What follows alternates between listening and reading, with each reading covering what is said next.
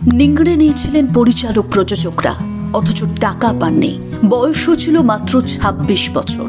রূপ লাবণ্য যেন ঝরে পড়ত, কিন্তু ওই বয়সেই পুরে ছাই হয়ে গেলেন। প্রায় ৪০ বছর কেটে গেল, কিন্তু মৃত্যুর রহস্য আজ রহস্যই। মায়ের নাম উচ্চারণ করেন না একমাত্র সন্তানও। ছেলেকে নাকি খাওয়াতেন।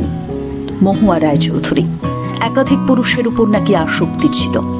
কেন মহুয়াকে নিয়ে এত বিতর্ক? মৃত্যুর এত বছর পরেও কেনই বা মহুয়াকে নিয়ে বারংবার কথা হয়? মানুষ আজও ভোলে না এই নামটা। বেঁচে থাকলে হয়তো মহানায়িকা হতেন। ভিডিওটা শেষ পর্যন্ত দেখুন প্লিজ। মহুয়ার জীবনের সমস্ত কন্ট্রোভার্সি থাকছে এই ভিডিওতে।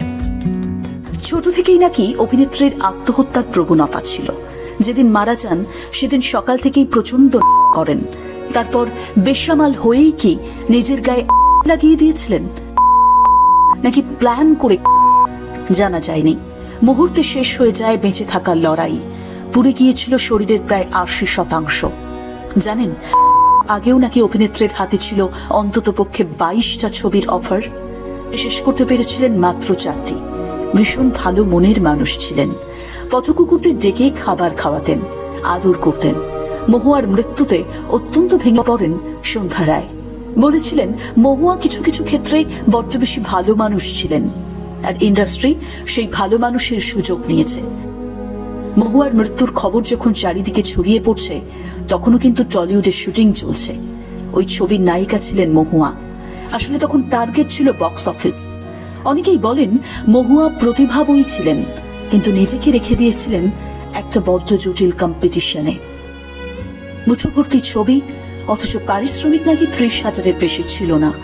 বহু ছবিতে কাজ করেছেন বিনা পারিশ্রমিকে। তাকে নাকি মিষ্টি কথায় ভুলিয়ে পরিচালক প্রযোজকরা নিংড়ে নিতেন। এমন অনেক কথাই শুনতে পাবেন টলিউডের অন্দরে।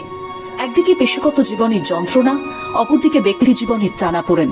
যাকে মনে প্রাণে ভালোবেসেছিলেন তার সাথেও সম্পর্ক ভাঙতে বসেছিল। শোনা যায় অভিনেত্রী শর্ট দিয়েছিলেন স্বামীর মারির দাগ লুকিয়ে, অথচ তাকেই ভালোবেসে পালিয়ে বিয়ে করেছিলেন অভিনেত্রী। বিয়ের আসর বসেছিল উত্তম কুমারের ময়রা স্ট্রিটের বাড়িতে। একটা সময় জীবনযাপনে বেসামাল হয়ে পড়েন অভিনেত্রী। স্বামীর কাছ থেকে সেভাবে সময় পেতেন না। একমাত্র সন্তানও ভুল বুঝতে থাকে মাকে। মায়ের থেকে দূরে চলে যায় সন্তান। মৃত্যুশয্যায় পর্যন্ত ছেলের নাম করে আরতি করেছিলেন মহুয়া। আজও নাকি নায়িকাকে নিয়ে পরিবারের প্রত্যেকে ভীষণ বীতশ্রদ্ধ। তারা মহুয়ার নামও নিতে চান না। অভিনেত্রী কাজের প্রতি ভীষণ ডেডিকেটেড ছিলেন। খুব একটা বদমেজাজি নন, কাজেও ফাঁকি দেননি। সবার সাথে যে দুর্ব্যবহার করতেন এমনও নয়। কোনো নায়ককে অকারণে বিরক্ত করতেন না। তবে হ্যাঁ, একটু একরোখা ঠোঁট কাটা ছিলেন, আর কিছুটা জেদি, যা তোলপাড় করে দিয়েছিল তার ব্যক্তি জীবনকে। পরিবারের সেভাবে স্নেহ ভালোবাসা পাননি। শুটিং করে বাড়ি ফিরেও দেখেছেন বাবা চুর, তার জন্য খাবার নেই। ক্লান্ত অবস্থায় মহুয়াকে রান্না করতে হয়েছে। আর তাই কি পরবর্তীকালে এতটা বেপরোয়া হয়ে গিয়েছিলেন মহুয়া? ভালোবাসাহীন জীবন তাকে তিলে তিলে শেষ করে দেয়নি তো? আপনার কি মনে হয় জানান তো কমেন্ট বক্সে। বিনোদন 365 শেয়ার, লাইক, সাবস্ক্রাইব করতে ভুলবেন না ইউটিউব এবং ফেসবুক।